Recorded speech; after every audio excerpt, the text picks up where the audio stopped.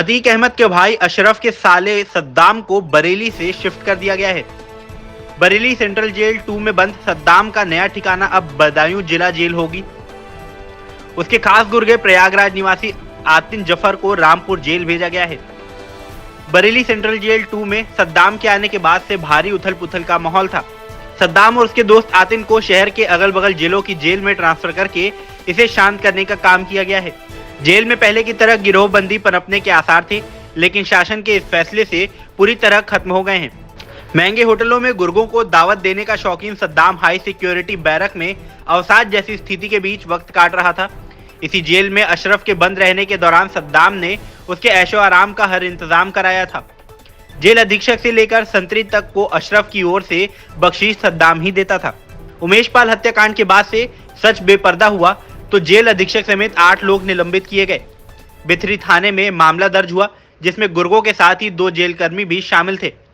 Jail के 2 आरक्षी शिवहरी अवस्थी और मनोज गौड़ के साथ ही लल्ला गद्दी, फुरकान नबी, सरफुद्दीन, राशिद अली, आरिफ, फरहद और गुड्डू समेत 9 लोगों को इसी जेल में बंद किया गया था। सूत्र बताते हैं कि सद्दाम बैरक में असामान्य व्यवहार करने लगा था।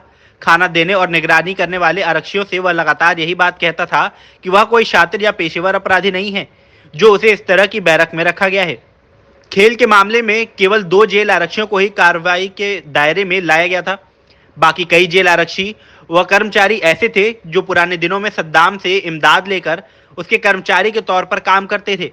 अब सद्दाम के जेल में आने के बाद से यह काफी असहज थे।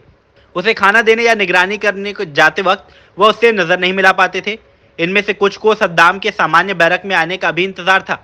हालांकि जेल अधीक्षक ने स्पष्ट तौर पर यह कह रखा था कि संलिप्तता मिलने पर इस बार और बड़ी कार्रवाई हो सकती है। सद्दाम के बरेली जेल में बंद होने के बाद से ही यह चर्चा भी शुरू हो गई थी कि उसे दूसरी जेल में भेजा जा सकता है। इस बीच जेल प्रशासन ने गोपनीय तरीके से रिपोर्ट भेजकर सद्दाम और आतिन की जेल बदलवा दी। सद्दाम के रिश्तेदारों को भी इस बारे में भनक नहीं लग पाई।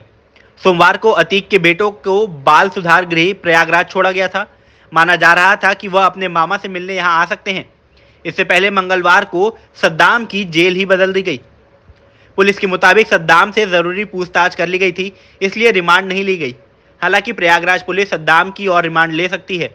सद्दाम को अशरफ और अतीक की बेनामी संपत्ति के बारे में जानकारी है, इसलिए उससे पूछताछ की जा सकती है। शासन स्तर से ही अचानक सद्दाम और आतिन की जेल बदलने को लेकर निर्णय लिया गया था। बरेली से बदायूं और रामपुर जिले ज्यादा दूर भी नहीं है। तारीख या किसी अन्य पूछताछ में लाने के लिए भी उन्हें देर नहीं होगी।